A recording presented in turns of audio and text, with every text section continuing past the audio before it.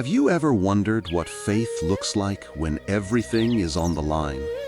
Not faith when life is easy, not faith when prayers are answered immediately, but faith when obeying God could cost you everything. When standing for God means standing alone. This is the story of three men whose faith refused to bow. In ancient Babylon, King Nebuchadnezzar built a massive golden image and commanded every person in the kingdom to worship it. A decree was announced throughout the land. When the music played, everyone was to fall down and worship the golden image. Anyone who refused would be thrown into a burning fiery furnace. It was more than a royal command. It was a test of loyalty, a test of courage. And for three Hebrew men, it became a test of faith. The day arrived. The music sounded across the plain. Officials bowed. Governors bowed. Soldiers bowed. The entire gathering obeyed the king's command.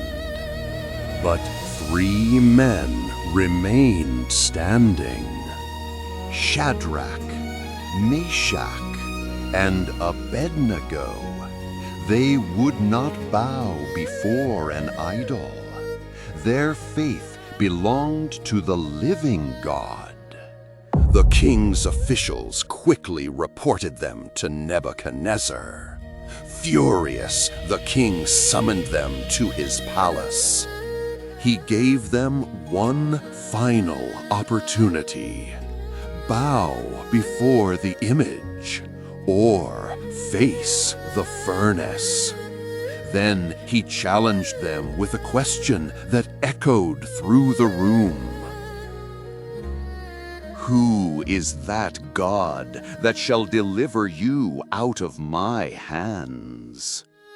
Everyone waited for their response, but their faith had already made its decision.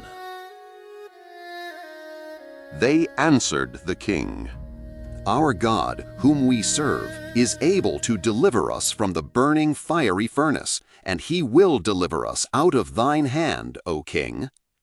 According to Daniel chapter 3, verse 17. The king's face hardened, but they were not finished. Their next words revealed the true depth of their faith. "But if not, be it known unto thee, O king, that we will not serve thy gods, nor worship the golden image which thou hast set up." According to Daniel chapter 3, verse 18. They believed God could save them, but even if he did not, they would still obey him. That is faith. The king's face twisted with rage. He ordered the furnace to be heated 7 times hotter than before. The flames roared. The heat intensified. The strongest soldiers in Babylon were commanded to bind the three men. Then Shadrach, Meshach, and Abednego were led toward the furnace, step by step, not resisting, not retreating, not compromising. Everything suggested defeat. Everything suggested destruction. Everything suggested the end. The king watched. The crowd watched. Everyone expected the same ending. But suddenly, Nebuchadnezzar jumped to his feet. Something was wrong. Or perhaps something miraculous was happening. He stared into the furnace and cried out, "Lo, I see 4 men loose, walking in the midst of the fire, and they have no hurt, and the form of the 4th is like the Son of God." According to Daniel chapter 3, verse 25. 4 men, not 3. The fire had not consumed them. The flames had not destroyed them. God had joined them in the furnace. The very fire that was meant to destroy them became the place where God's presence was revealed. When the three men emerged from the furnace, the crowd could hardly believe what they saw. No burns, no wounds, no smell of smoke. The fire had burned their ropes, but it could not burn their faith.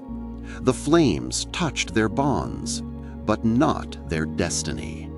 Nebuchadnezzar stood astonished. The same king who demanded worship now publicly honored the God of Shadrach, Meshach, and Abednego. The same men who stood alone before the crowd now stood honored before the kingdom. And because they remained faithful under pressure, they were promoted in Babylon. Their trial became a testimony. Their suffering became a platform. Their faith became a witness to an entire empire. Because sometimes God uses the furnace not to destroy His people, but to reveal His glory through them. Their story reminds us that faith is not proven when life is easy. Faith is proven when the pressure to bow is greatest. And sometimes, the greatest miracle is not being kept out of the fire, but discovering that God is with you in it.